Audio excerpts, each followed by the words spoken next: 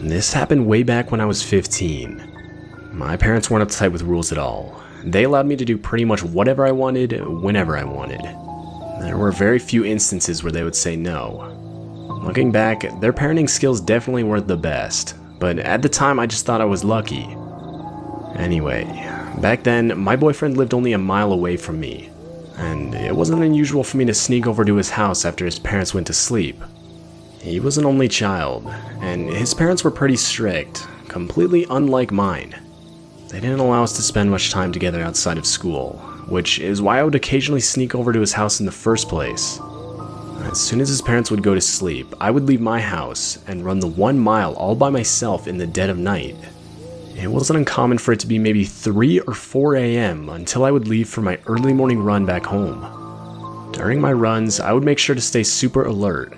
Even at that age, I completely understood the danger I was in. I mean, I was a 15-year-old female jogging in the dark. Nobody knew where I was, and this was before cell phones were a thing, making things even worse. This night, I was on my way back, and at this point, I was only about a quarter mile from home. But as I continued running, I turned the corner into the street my house was on, just to see this van pull up out of nowhere, stopping right next to me. I honestly didn't even see or hear it coming. I stopped abruptly, in shock more than anything. But before I could turn and continue running, both the passenger and driver's side doors swung open. 2 older men stepped out and looked at me. That's when they slowly started moving closer toward me, explaining how my mom told them they had to take me back home. They then smiled the most sinister smiles I had ever seen. Now, while I was young, I wasn't stupid. I realized how much danger I was in. I could feel my fight or flight kick in, and obviously I couldn't fight. I turned around and ran as fast as I could in the direction I came from. I had never run so fast in my life. I knew I didn't have enough time to make it back home before they got in their van and caught up to me. So as soon as I lost sight of them, I ran up to some random house and hid behind a large trash can. My heart was beating out of my chest. I was completely out of breath, which forced me to cover my mouth so as not to be as loud. Not even 20 seconds later, I could hear the rocks on the loose asphalt being crushed by the tires as they slowly crept by. They stopped in front of the house for what felt like an eternity. Through their open windows, I could hear them whispering something to each other, but I couldn't make it out. Thankfully, they didn't get out, and after a while they kept moving forward, stopping by at each of the other houses. I waited until they were out of sight and bolted the rest of the way home. That was the last time I would ever take a run to my boyfriend's house. Looking back, I'm insanely fortunate to have made it out of that situation alive.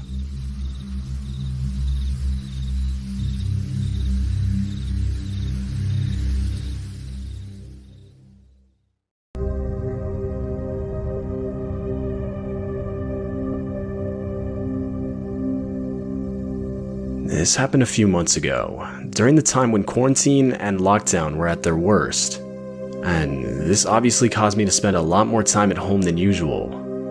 I live alone in an actually nice neighborhood.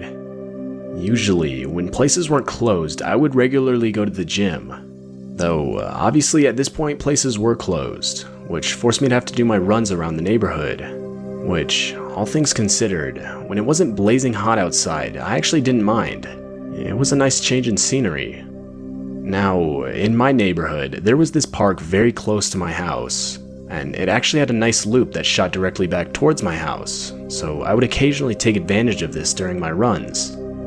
This day, when I was about halfway through running my loop, I noticed a man in, I'd say, his low 30s walking around the park.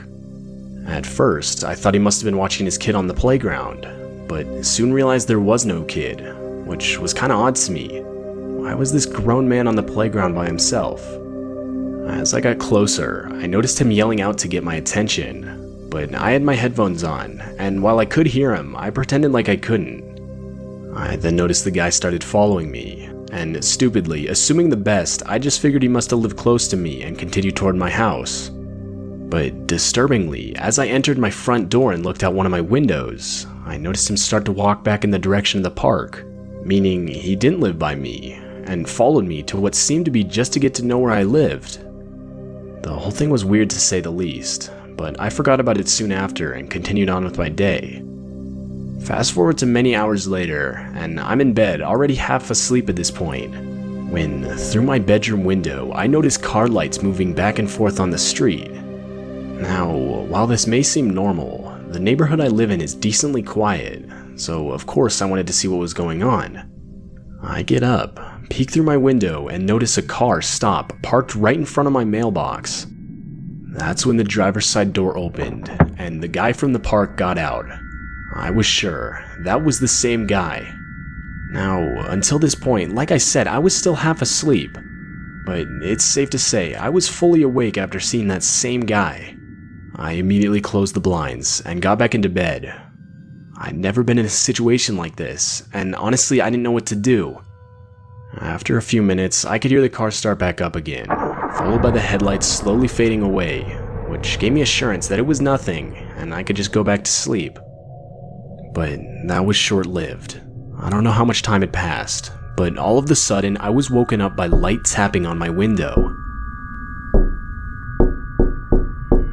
When I opened my eyes in response, I could make out the silhouette of a man crouched at my window, tapping from the outside. I had to assume it was the same guy from the park.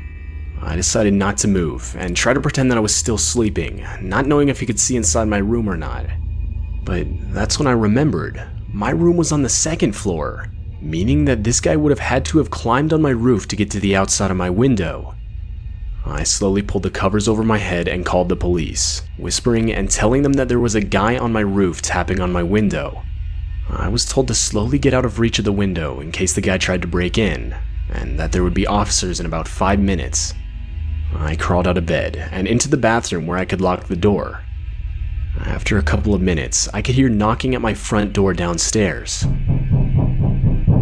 I was still on the phone with the operator when I heard a voice from the front door call out that it was the police. I told the operator that the police were here and unlocked the bathroom door to go downstairs to meet them. But that's when the operator panically screamed at me to wait. She explained how the real police hadn't arrived yet and to not open the door under any circumstances. That's when I realized what was going on. Not only did this guy climb on my roof to tap on my window, but he somehow knew I had called the police and was trying to impersonate them to get me to open up the door. Eventually, I heard police sirens and went to go check outside of my bedroom window. There were now 3 police cars and about 5 or 6 officers outside my house. I went downstairs as one of them was knocking on the door. At that point, I thanked the operator and hung up. And when I opened the door to talk to the officer, I told them the whole story. They responded telling me that no one was there when they arrived, but that there was a ladder against the side of my house left behind. Later that night, I would notice obvious tampering with my bedroom window, further suggesting that this guy was trying to get in. In the next days, officers would patrol my street, but I never got any more news about the situation. Overall, the whole thing shook me up quite a bit, especially considering the guy's still out there, and most disturbingly knows where I live.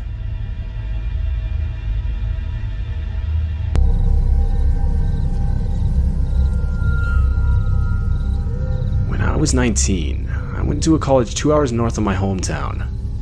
Maybe once every month or so, I would head back home for the weekend to stay with my family. And while I was there, it wasn't unusual for me to go on a late night run before I would shower and go to bed. On this particular weekend, I had actually remembered to bring my running shoes, something I would often forget to take home. I looked at the clock, realized it was a little before midnight, and figured I could fit in a couple miles or so before settling down for the night. Now, something that needs to be mentioned is my family lived in the middle of nowhere. We had a nice house, just almost all around the area was covered in endless cornfields and dirt roads.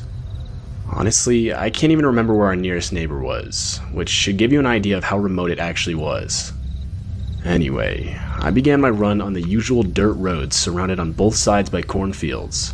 Looking back, it was actually a pretty creepy setting, especially considering the time of night. Though I usually take some earbuds to listen to music, which usually gets me in a different headspace and causes me to forget all about it.